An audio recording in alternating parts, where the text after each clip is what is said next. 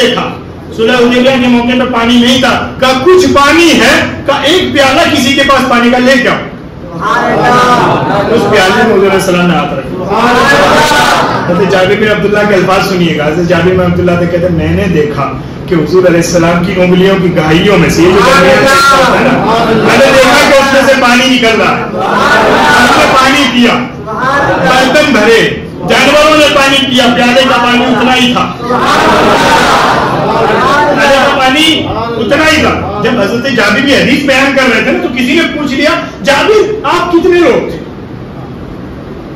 آپ کتنے لوگ تھے جنہوں نے پانی پی لیا. اب اس کو یہ کہ بھائی کوئی ہوں گے 20-25-50-100 لوگ ہے نا. حضرت جابر کے تیور بدل گئے تھے. جابر اس کی طرف دیکھ کے کہتے ہیں تم کیا سمجھتے ہم کتنے لوگ تھے.